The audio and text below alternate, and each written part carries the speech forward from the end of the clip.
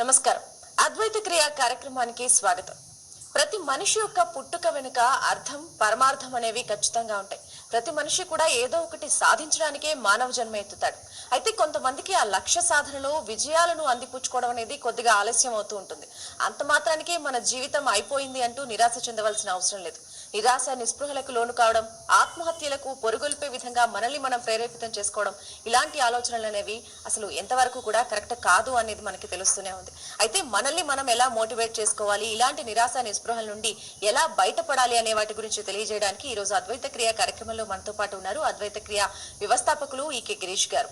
So వారితో మీరు మాట్లాడాలి అనుకుంటే మీ జీవితంలో స్వయంగా ఎలాంటి మార్పులు, మనల్ని మనం ఎలా మార్చుకోవాలి అనే వాటి గురించి తెలుసుకోవాలి అనుకుంటే లైవ్ నెంబర్స్ కి కాల్ చేసి గిరీష్ గారితో మాట్లాడొచ్చు.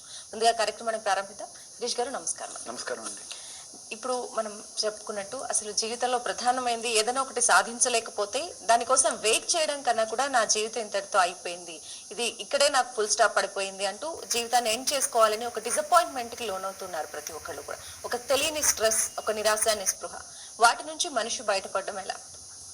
ముందుగా నాకు జ్ఞానభిక్ష ప్రసాదించినటువంటి శ్రీ బాలా త్రిపుర సుందరి అమ్మవారి యొక్క పాద పద్మాలకి నమస్కారం తెలియజేసుకుంటూ, ఇది నార్మల్ లేమెన్కే కాదండి, even experts, high level professionals, spiritual gurus, వీళ్ళకి కూడా ఇది ఉంటుంది, ఉండదని కాదు. ఎందుకంటే ఇప్పుడు మనము ఎట్లాంటి వరల్డ్లోకి వెళ్తున్నామంటే రాకెట్ స్పీడ్ కాదు, లైట్ స్పీడ్తో వెళ్తున్నటువంటి లోకంలోకి ఎంటర్ అయిపోయి ఉన్నాం. ఇక్కడ ప్రతిదీ ఇన్స్టెంట్గా జరగాలి, ఇన్స్టెంట్గా జరగలేదు అని అంటే కాంపిటీషన్లో ఓడిపోతాం అన్నటువంటి భయాందోళనలో మనుషులు మ్యాక్సిమం ఇన్వాల్వ్ అయిపోవటం, దాంట్లోనే ఉండిపోవటం, అరే నాకు ఒకవేళ రాకపోతే నా పరిస్థితి ఏమైపోతుందో అన్నటువంటిది హాలోజనేషన్స్ సిచ్యువేషన్స్ని క్రియేట్ చేసుకోవటం. తర్వాత పేషెన్స్ అన్నది పూర్తిగా కోల్పోవటం. ఎందుకనంటే ఫుడ్ కావాలి, ఇంతకు ముందైతే మనం హోటల్కి వెళ్ళి తెచ్చుకోవాలి, ఇప్పుడు స్విగ్గీయో జొమాటోనో ఇంకా సంథింగ్ ఉన్నాయి, ఆర్డర్ ఇచ్చామో అవి వస్తున్నాయి. ప్రతి దానికి అలవాటు పడిపోతున్నాం అనమాట. అంటే ఒక ఇన్స్టెంట్ వరల్డ్ని తయారు చేసుకుంటున్నాం. నువ్వు ఎప్పుడైతే ఇన్స్టెంట్ వరల్డ్కి అలవాటు చేసుకోవడం అవుతుందో, ఒక్కసారి ఆ ఇన్స్టెంట్ వరల్డ్ కనుక నీకు ఇవ్వడం కనుక ఆగింది అని అంటే మీలో ఒక్కసారిగా ఎక్కడ లేనటువంటి భయాందోళనలు, నిరాశలు, నిస్పృహలు వగైరా అన్నీ వస్తాయి. లైఫ్లో generally expectation leads to sadness, కోరికలు అనేవి దుఃఖానికి మూలం అవుతాయి అని అంటారు. కానీ ఆ కోరికలు లేకపోతే మానవ యొక్క జీవితం అన్నది మనుగడ సాగించలేము, మనం అనుకున్నటువంటి లక్ష్యాలను మనం సాధించలేము. అయితే కోరికలని సాధించుకోవాలి అని అంటే విధానాలు ఉంటాయి. లైక్ నేను ఏదైతే చెప్తుంటానో కుబేర ప్రక్రియ, అమృత, ఈవెన్ ప్రణవ ధ్యానము, ఈ విధానాలు ఉంటాయండి. లైఫ్ని ఈజీగా, అంటే ఒక ప్రాబ్లమేటిక్ అనేది వచ్చినప్పుడు దాన్ని ఎలా మనం సాల్వ్ చేసుకోవాలి, ఏ విధంగా మనం బయటకు పడాలి, and at the same time అనుకున్న లక్ష్యాన్ని చేరాలి అని అంటే సాధన విధానాలు ఉంటాయి. సాధన విధానాలని అలవర్చుకోకుండా ఈజీగా బిల్డ్ కాదు. కోడి కూడా పొదిగితేనే, గుడ్డు మీద పొదిగితేనే కోడి పిల్ల వస్తుంది, లేకుంటే రాదు. అందుకు కూడా 24 రోజులు పడుతుంది అనమాట. ఒక టైం టేకింగ్ ప్రాసెస్ ఉంటుంది. మొక్క విత్తనం వేయడంతో ఇమీడియట్లీ మహావృక్షం కాదు. ఒక్కొక్కరి యొక్క లక్షణాలను బట్టి ఆధారపడుతూ ఉంటుంది. కొన్ని విత్తనాలు ఒక రోజులోనే మొలవడానికి అవకాశం ఉంటుంది. జస్ట్ లైక్ స్ప్రౌట్స్ ఇమీడియట్లీ రావచ్చు, తొందరగా రావచ్చు. అదే కొన్ని విత్తనాలు ఉంటాయన్నమాట. దాదాపు ఫర్ ఎగ్జాంపుల్ టేకు విత్తనం కనుక తీసుకున్నాము అని అనుకోండి, అది 40 నుంచి 80 రోజులు కూడా టైం తీసుకుంటుంది అనమాట అది భూమి లోపలికి వెళ్ళడానికి. అలాగే ఒక్కొక్కరి యొక్క లైఫ్ స్టైల్ని బేస్ చేసుకొని, వాళ్ళ ప్రీవియస్ ఎక్స్పీరియన్సెస్ని బేస్ చేసుకొని, వాళ్ళకు ఉన్నటువంటి నమ్మకము అనే ఒక శక్తిని బేస్ చేసుకొని వాళ్ళ జీవితాలు మెరాకిల్స్ కానీ అద్భుతాలు జరుగుతాయి. ఎప్పుడైతే ఇతరులతో మనం కంపారిజన్ పెట్టుకోవడం జరుగుతుందో, ఆడికి జరిగింది నాకెందుకు జరగదు, వీళ్ళకి జరిగింది నాకెందుకు జరగలేదు, అది తను ఎప్పుడైతే మనం చూసుకోవడం జరుగుతుందో, ఒక్కసారి ఆలోచించుకో, గంధం చెక్క, ముళ్ళ చెట్టు రెండు ఒకటేనా? ఒకసారి ఆలోచించుకోండి, బంతి పువ్వు, రోజా పువ్వు ఒకటేనా? పేరుకి పువ్వులే, కానీ గుణాలు వేరు, వాసనలు వేరు. అలాగే ప్రతి ఒక్కరి life, don't compare with others, you are unique.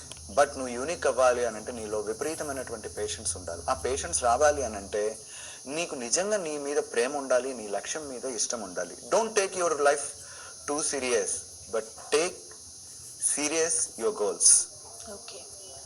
Goal అనే ఒక విషయంలో మాత్రం సీరియస్నెస్ తీసుకోండి, లైఫ్ని మాత్రం సీరియస్గా తీసుకోవద్దు. మనం ఇప్పుడు ఏం చేస్తున్నామంటే గోల్స్ని టేక్ ఈజీగా తీసుకొని, నాట్ గోల్స్, ఓకే, గోల్స్, లక్ష్యాలు అనే వాటిని సీరియస్గా తీసుకోకుండా దాన్ని కాంప్రమైజ్గా చేసుకొని లైఫ్ని సీరియస్గా తీసుకుంటున్నాం. అందువల్ల స్ట్రెస్కి గురవుతున్నాం. నేను ఇలా అయితే, ఒక్కవేళ నేను ఫెయిల్యూర్ అయితే జనాభా ఏమనుకుంటారు? ఒకవేళ నేను అనుకున్న లక్ష్యం సాధించకపోతే నా పరిస్థితి ఏంటి? ఏం కాదు, రిలాక్స్. అన్నీ నువ్వు అనుకున్న విధంగా అనుకున్నది తగ్గట్టుగా జరుగుతాయి. బట్ కొంత టైం పడుతుంది. చెట్టు వేయడంతో మామిడికాయలు కాయవు, సీజన్ కూడా ఉంటుంది. 5 years పెరగాలి చెట్టు, దాంట్లో ఒక దశ రావాలి, అప్పుడు మాత్రమే మామిడికాయలు కాయడానికి అవుతుంది.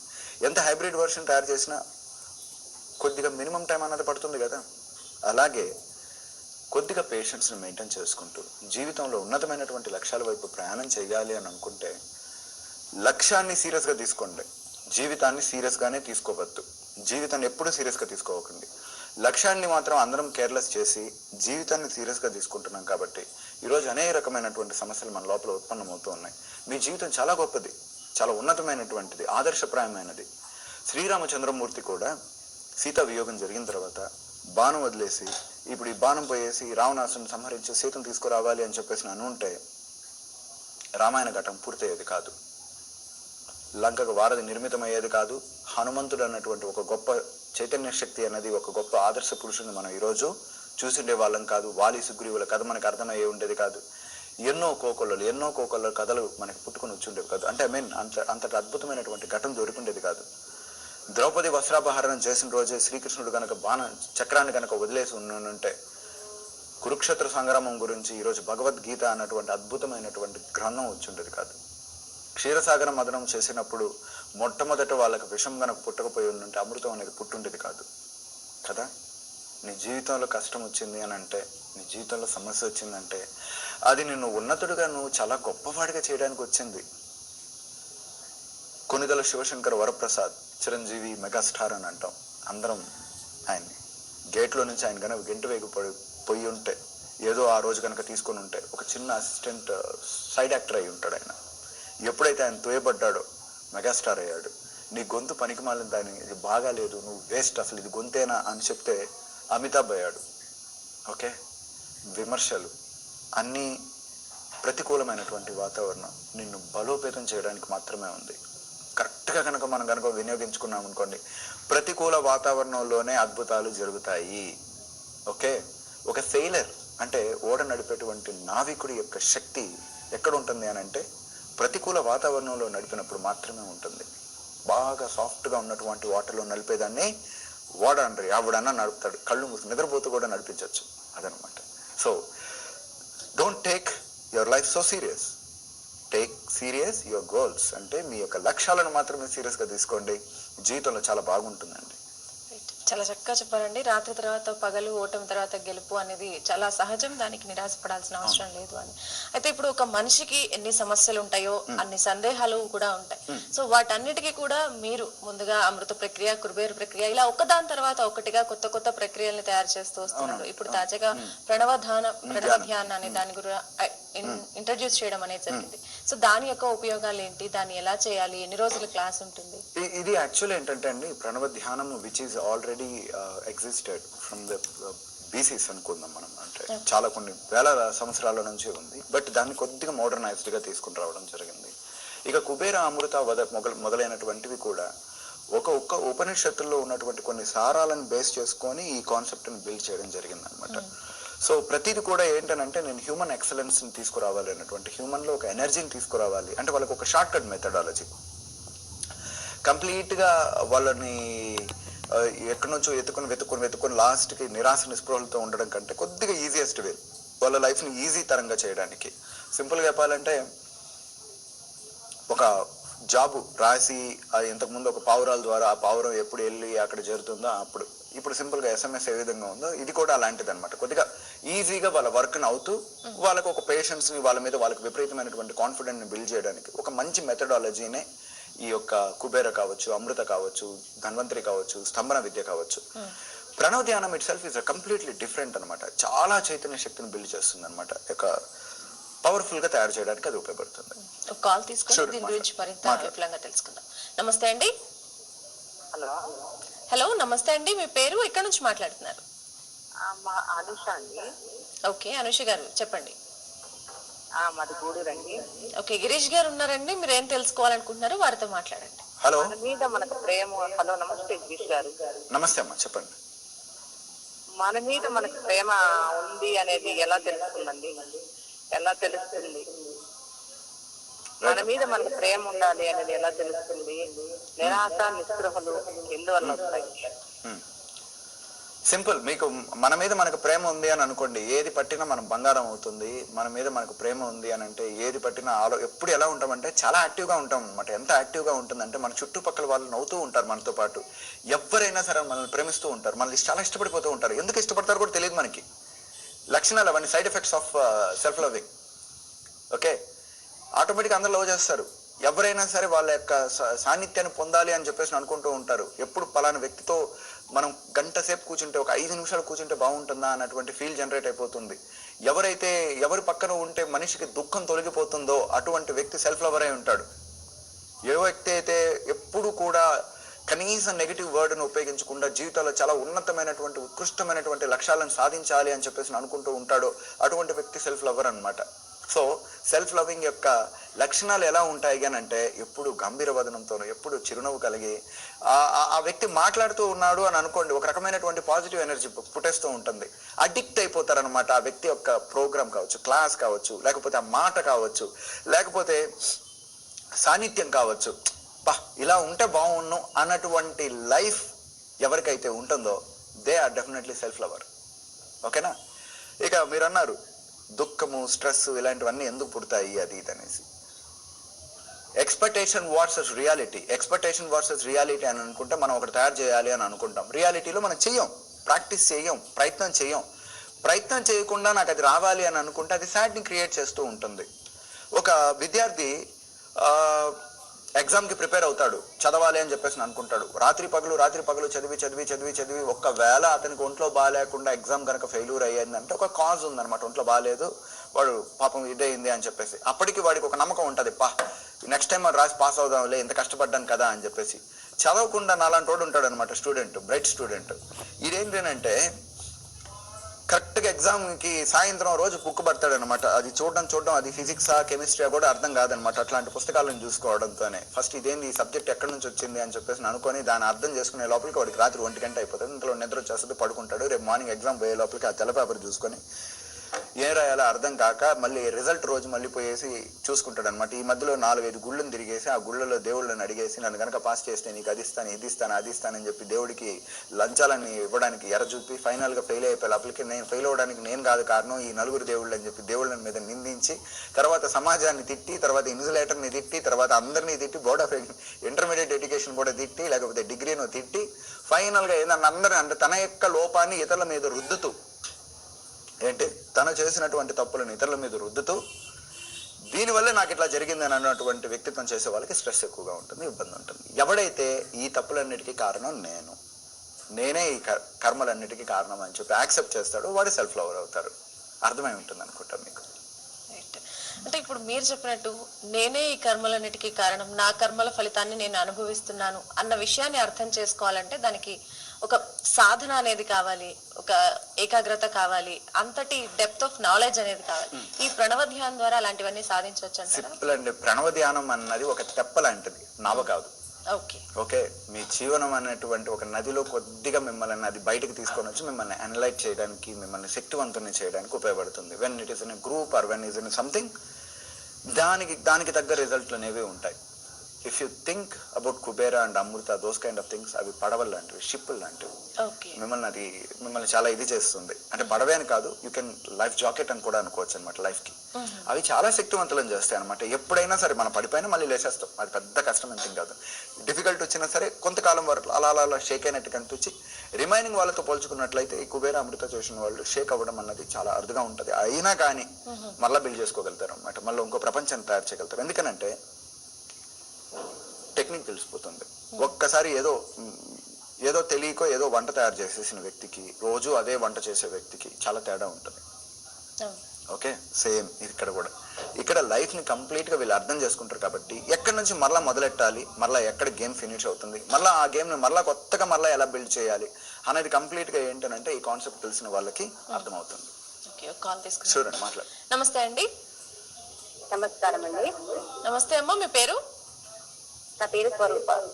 స్వరూప గారు, గిరీష్ గారు ఉన్నారు, మీ డౌట్ ఏంటో గిరీష్ గారితో మాట్లాడండి. హలో, నమస్కారం గిరీష్ గారు. నమస్తే అమ్మా, చెప్పండి. మీరు ప్రణోదానం గురించి చెప్పింది కదా గిరీష్ గారు. అవునండి, చెప్పండి. అయితే దీపం కనబడుతుంది కానీ పైకి రావట్లేదు గారు. ఉమ్. ఆ దీపము అంతేనా? పైకి లే, రావట్లేదు. ఇప్పుడు చెప్తాను. అన్న తర్వాత చెప్తా తల్లి, అర్థమైంది, నేను చెప్తాను ఇప్పుడు. ఓకేనా? దాని గురించి ఇప్పుడు ఇప్పుడు నెక్స్ట్ స్టార్ట్ చేస్తాను. అది మీ అందరికి చెప్తానన్నా కదా ఈరోజు, చెప్తా. ఓకే.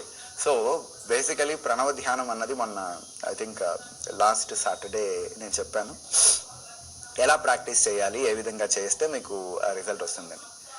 దీపము పైకి రావటం అన్నది, దీపం బాగా తగలబెట్టడం అన్నది ఉండదు తల్లి. ఇదంతా జస్ట్ ఊహాతీతమైనటువంటి ప్రక్రియ. అంటే ఇమాజినేషన్ వరల్డ్. ఈ సృష్టి మొత్తం ఇమాజినేషన్ వరల్డ్ నుంచే పుట్టుకొని వచ్చింది అనమాట. ఇల్యూషన్ నుంచే సొల్యూషన్స్ పుట్టుకొని వస్తాయి అండ్ క్రియేషన్స్ పుట్టుకొని వస్తాయి. సో ఆ ఇల్యూషన్ వరల్డ్లో మనం ఊహించుకోవాలి, నా యొక్క మూలాధార స్థానమునందు ఎర్రని వర్ణంలో ఒక జ్యోతి వెలుగుతూ ఉన్నట్టుగా ఊహించుకొని దాని దగ్గర నుంచి ఓంకారం అనేటువంటి శక్తి ఉత్పన్నమై నోటి ద్వారా బయటకు వచ్చినట్టుగా చేయాలి. సరే, ఇప్పుడు ఒక్కసారి అందరూ లైట్గా వాటర్ తీసుకోండి. వాటర్ తీసుకొని జస్ట్ గొంతు తడిచేంత వరకు వాటర్ తీసుకొని అయిన తర్వాత సింపుల్ ప్రాణాయామ.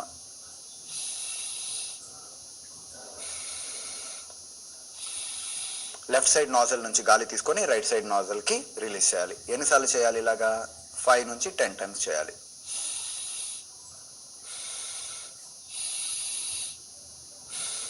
ఇప్పుడు రైట్ సైడ్ నాజల్ నుంచి గాలి తీసుకొని లెఫ్ట్ సైడ్కి రిలీజ్ చేయాలి.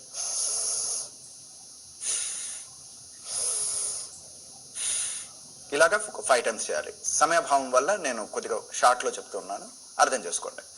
తర్వాత సింపుల్ బ్రీతింగ్ ఎక్సర్సైజ్. గాలి తీసుకొని గాలి రిలీజ్ చేయాలి.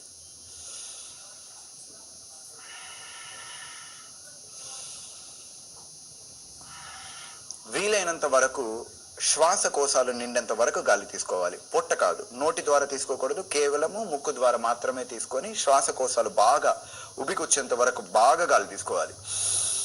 మ్యాక్సిమం మీరు ఎంత గాలి తీసుకుంటారో అంత గాలిని తీసుకొని రిలీజ్ చేయాలి. ఇట్లా 5 to 10 టైమ్స్. తర్వాత పూరకము, కుంభకము, రేచకము. పూరకము అనగా బాగా గాలి తీసుకోవాలి. మీరు ఒక 3 నుంచి 4 లెక్క పెట్టుకోండి. 1, 5, స్టాప్, రిలీజ్. ఓకే, ఇలాగ ఒక 5 టైమ్స్ చేయాలి. ఎప్పుడు ఇలా చేయడం జరుగుతుందో బ్రెయిన్కి సఫిషియంట్ ఆక్సిజన్ అన్నది చేరుతుంది. దీనివల్ల ఆక్సిటోన్స్, ఎండార్ఫిన్స్ అనేవి రిలీజ్ అవుతాయి. ఆక్సిజన్ బాగా అందిందంటే ఆక్సిటోన్స్ రిలీజ్ అవుతాయి. ఆక్సిటోన్ ఏం చేస్తుంది అని అంటే ఫస్ట్ ఒక జాయ్ ఎన్విరాన్మెంట్ని బాడీలో క్రియేట్ చేస్తుంది. ఒక రకమైనటువంటి హ్యాపీనెస్ని క్రియేట్ చేస్తుంది. హార్మోనల్ పాయింట్లో ఒక రకమైనటువంటి చైతన్యాన్ని క్రియేట్ చేస్తుంది. స్ట్రెస్ని కంట్రోల్ చేసేస్తుంది అనమాట. అందుకని ఈ బ్రీతింగ్ ఎక్సర్సైజ్ చేయడం జరుగుతుంది. దాని తర్వాత ముద్ర, మామూలుగా మనం జ్ఞానముద్ర అంటాము. ఈ ముద్ర పెట్టుకొని మీరు ఒకవేళ మీకు కాళ్ళు చేతులు వంగవు, పెద్దవారు ముసలివారు కావచ్చు, లేకపోతే ఆర్థరైటిస్, రుమటైటిస్ ఉన్నాయి, విపరీత వాతం ఉంది శరీరంలో, అందువల్ల కొంతమందికి కాళ్ళు చేతులు వంగవు అనమాట. అటువంటి వాళ్ళు మీరు చైర్ మీద కూర్చొని కూడా చేసుకోవచ్చు. చేసుకొని చిన్న జ్ఞానముద్ర పెట్టుకొని ఇలా పెట్టుకొని మీ యొక్క దృష్టిని మూలాధార చక్రం మీద ఒక ఎర్రని అంటే రెడ్ కలర్లో ఉన్నటువంటి జ్యోతిలాగా ఊహించుకోండి. అక్కడ నుంచి ప్రాణశక్తి ఓంకారం అనేటువంటి పదం ద్వారా ఇట్లా రిలీజ్ అయ్యి నోటి ద్వారా బయటకు వచ్చేస్తూ ఉన్నట్టుగా అనమాట. అంటే మీ లోపల ఉన్నటువంటి నెగిటివ్ ఎనర్జీని ఆ ప్రణవం బయటకు తీసుకుని వెళ్తూ ఉన్నట్టుగా ఊహించాలి. ఇది ఓన్లీ హెల్త్ గురించి మాత్రమే అండి. ఇతర వేరే వాటికి దీన్ని వాడకూడదు. Mental health and physical health ఈ రెండింటికి సంబంధించి ఇది చాలా చక్కగా పనికొస్తుంది.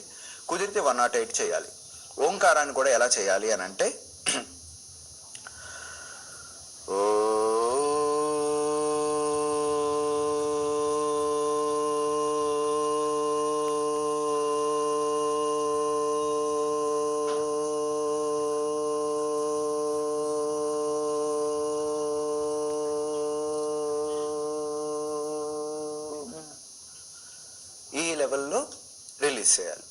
Again 2 more times. నేను జస్ట్ ఒక 3 times చేస్తున్నాను. రిమైనింగ్ వాళ్ళు ఎక్కువ టైం కేటాయించడానికి ట్రై చేయండి.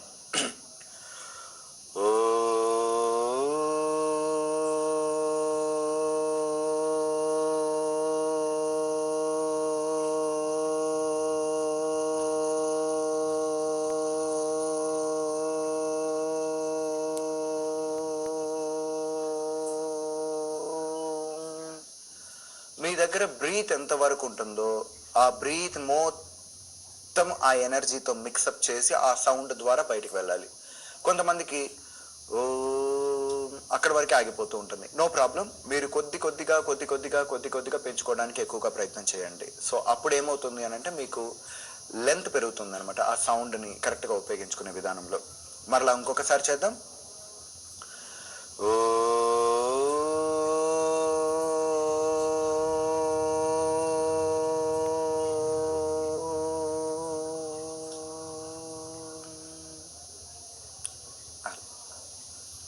మైండ్ కంప్లీట్లీ మన యాక్టివ్ పొజిషన్లోకి రావడం జరుగుతుంది. ఇది మీ యొక్క పూజా మందిరంలో కావచ్చు, కొద్దిగా శుద్ధిగా ఉన్నటువంటి ప్లేస్లో చేసుకుంటే ఆ ఎనర్జీ అనేది ఎక్కువగా ఇన్వాల్వ్ అవ్వడానికి అవకాశం ఉంటుంది. ఇది హెల్త్కి, physical health and mental health, దీనికి ఇది బాగా ఉపయోగపడుతుంది. జ్యోతి అని అంటే అదేదో లైట్ పెరుగుతుంది అన్నట్టు కాదనమాట, చిన్నగా పెరుగుతుంది. ఆ లైట్ అన్నది ఊహించుకుంటూ స్లోగా అది మీకు తెలియకుండా మీ సబ్ కాన్షియస్ మైండ్ ద్వారా దాని కనెక్టివిటీ కలుగుతుంది, అది అర్థమవుతుంది అనమాట. ఇది సింగిల్ పర్సన్గా చేసుకునేది. దీంట్లో ఇంకా చాలా రకాలు ఉన్నాయన్నమాట. ఒక్కటి కాదు, చాలా రకాలు ఉన్నాయన్నమాట. పంచభూత ప్రణవ ధ్యాన విధానం అని, తర్వాత ఒక్కొక్క బాడీ మీద ఒక్కొక్క పార్ట్ మీద వీటన్నిటి మీద మనకు ఆధీనం తెచ్చుకోవడానికి చక్ర ప్రణవ ధ్యానం అని, ఇట్లా చాలా విధానాలు ఉన్నాయన్నమాట. వీటన్నిటిని మన ఎయిమ్ ఏంటి అనే దాన్ని బేస్ చేసుకొని ఒక్కొక్క ప్రణవ ధ్యాన విధానం అనేది ఒకటి ఆధారపడుతూ ఉంటుంది. అలాగే 25 members ఆఫ్ గ్రూప్ ధ్యానం, ఇది ఎప్పుడైతే చేయడం జరుగుతుందో యాక్చువల్లీ మ్యాగ్నెటిక్ ఎనర్జీ అనేది ఏర్పడుతుంది అనమాట. ఇప్పుడు మీరు ఎప్పుడైతే ఇలాగా చేయడం జరుగుతుందో మీరు థాట్ దేని మీద చేస్తున్నారు, హెల్త్ అనే దాని మీద చేస్తున్నారు కాబట్టి ఒక మ్యాగ్నెటిక్ సర్ఫేస్ అనేది ఏర్పడడం వల్ల యూనివర్స్ కాస్మోస్లో నుంచి ఆ ఎనర్జీని డైరెక్ట్గా మీ దగ్గరకు తీసుకుని వచ్చేస్తుంది. పైగా ఆలోచన కూడా ఒకటే లెవెల్లో ఉండి మీరు హెల్త్ కోసం చేస్తారు కాబట్టి మీ ఆలోచనలు ఇమీడియట్లీ పనిచేయడం ప్రారంభమవుతాయి అనమాట. దీనివల్ల మీకు చాలా వరకు హెల్త్ కండిషన్ చేంజ్ అయితేనేమి, ఆలోచనలు మారిపోయాయంటే అసలు జీవనం మారిపోతుంది. ఇది దీని వెనకాల ఉన్నటువంటి డీప్ సీక్రెట్. సో ఆలోచనలు మారిపోతే మైండ్ చేంజ్ అయిపోతుంది. అండ్ దానికి తోడు మీరు ఏం చేస్తున్నారు, హెల్త్ అనే ఒక మెయిన్ ఆబ్జెక్ట్ మీద మీరు తీసుకుంటున్నారు కాబట్టి డెఫినెట్లీ వర్కౌట్ అవుతుంది. దీంతో పాటు మీ ఆర్గనైజేషన్ నిర్వహించబోతున్న కార్యక్రమాలు ఏంటి? భవిష్యత్తులో చాలా పెద్ద కార్యక్రమాన్ని నిర్వహించబోతున్నామండి. ది హిందూ స్పిరిచువల్ యూనివర్సిటీ అనే దాన్ని ఒకదాన్ని మనం బిల్డ్ చేయబోతున్నాము. దీనికోసం నేను బలమైనటువంటి యువతలు, అంటే లైక్ నేను స్వామి వివేకానంద లాంటి వ్యక్తి కావాలి అని చెప్పేసి అనుకున్నట్లయితే రామకృష్ణ పరమహంసలాగా నేను మిమ్మల్ని తయారు చేయడానికి నేను సిద్ధంగా ఉన్నాను నేను. ఓకే, నాకు ఇలాంటి వాళ్ళు ఒక 100 మంది కావాలి. మిమ్మల్ని ఫుడ్ కానీ ఆర్థికంగా కానీ నేను సపోర్ట్ చేయడం జరుగుతుంది. ఇంట్రెస్టెడ్ పీపుల్ మీరు కనబడుతున్నటువంటి నెంబర్కి మీరు చేయండి. ఇంకా రేపట్లో డీటెయిల్ ఇంకా కంప్లీట్గా చెప్తాను ఆర్గనైజేషన్ చేయబోతున్నటువంటి సరికొత్త కాన్సెప్ట్ల గురించి. తప్పకుండా అండి. మీ విలువైన సమయాన్ని ప్రేక్షకుల కోసం కేటాయించి అసలు ఈ ప్రణవ ధ్యానం ఎలా చేయాలి అనే దాన్ని మీరు చేసి మరి వారికి వివరించినందుకు ధన్యవాదాలు. నమస్కారం. చూసారు కదా, అద్వైత క్రియ గిరీష్ గారు నిర్వహించే ఈ క్లాసెస్ కి మీరు కూడా అటెండ్ అవ్వాలి అనుకుంటే, లేదా ఈ ప్రణవ ధ్యానంలో లేదా వారు నిర్వహించబోయే తదుపరి కార్యక్రమాలు మీరు వాలంటీర్ గా చేయాలి అనుకున్నా స్క్రీన్ పై కనిపిస్తున్న వారి వ్యక్తిగత నంబర్లకి కాల్ చేసి స్వయంగా వారిని సంప్రదించవచ్చు. ఇది ఇవాల్టి అద్వైత క్రియ కార్యక్రమం. నమస్కారం.